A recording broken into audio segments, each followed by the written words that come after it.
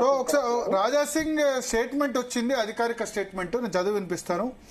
आज से ठीक 11 साल पहले मैंने भारतीय जनता पार्टी की सदस्यता ली थी. అంటే రెహనా 11 సంవత్సరాల క్రితం నేను భారతీయ జనతా పార్టీ సభ్యత్వం తీసుకున్నాను. నిజానికి చాలా మందికి తెలీదు, రాజా సింగ్ మొట్టమొదటి బీజేపీ కాదు, తెలుగుదేశం పార్టీ తరపున మంగళహాట్ కార్పొరేటర్ గా పోటీ చేసి గెలిచారు టీడీపీ. అప్పుడు బీజేపీ టికెట్ ఇవ్వలేదట ఆయనకి. చాలా చిన్న వయసు, రాజా సింగ్ 40s లో మాత్రమే ఉన్నారు. సో అప్పుడు ఫస్ట్ టైం ఆయన తెలుగుదేశం పార్టీ తరపున మంగళహాట్ కార్పొరేటర్ గా బీఫామ్ తీసుకుని గెలిచారు. మంగళహాట్ లో తెలుగుదేశం ఈ గోషామహల్ అసెంబ్లీ పరిధిలోకి మంగళహాట్ అనే ఏరియా వస్తుంది. లోధీస్ ఎక్కువ ఉంటారు, లోద్ క్యాస్ట్, అంటే ఉమాభారతి, కళ్యాణ్ సింగ్ వీళ్ళంతా కూడా ఉత్తరప్రదేశ్ నుంచి వచ్చిన వాళ్ళు చాలా మంది హైదరాబాద్ లో సెటిల్ అయ్యారు.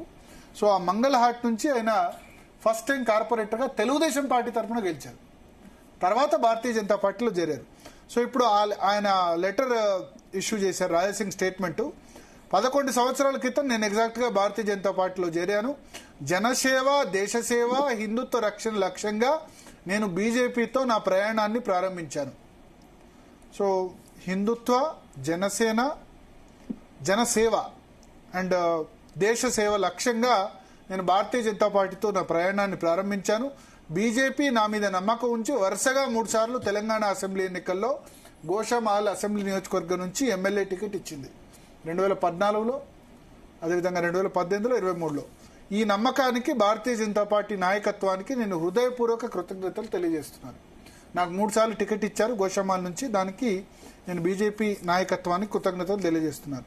ఈరోజు బీజేపీ జాతీయ అధ్యక్షులు జేపీ నడ్డా గారు నా రాజీనామాను ఆమోదించిన విషయాన్ని తెలియజేస్తున్నాను.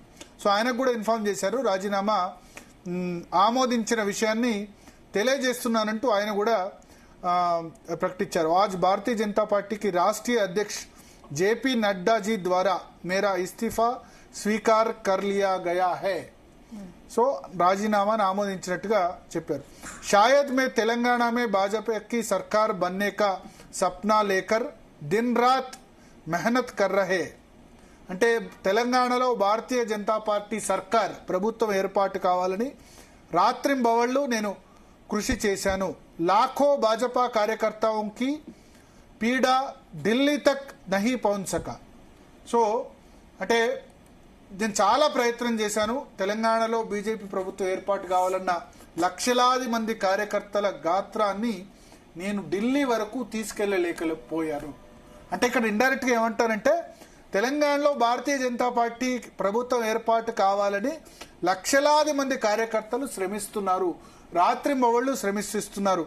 కానీ ఇక్కడ ప్రభుత్వం ఏదైతే ఏర్పాటు కావాలన్న బీజేపీ కార్యకర్తల గొంతుని నేను ఢిల్లీ వరకు తీసుకెళ్లలేకపోయాను. అంటే ఢిల్లీ వాళ్ళు ఇక్కడ ప్రభుత్వం ఏర్పాటు కావాలని ఆలోచించట్లేదు, మ్యాచ్ ఫిక్సింగ్ రాజకీయాలు చేస్తున్నారని ఇండైరెక్ట్ గా ఢిల్లీలో ఉన్న హైకమాండ్ మ్యాచ్ ఫిక్సింగ్ రాజకీయాలు చేస్తుంది అన్నట్టుగా ఇండైరెక్ట్ గా ఆయన ఆరోపించారు. ఇక్కడ ఈ వర్డ్ మీరు చూడండి, शायद मैं तेलंगाना में भारतीय जनता पार्टी का सरकार बनने का सपना लेकर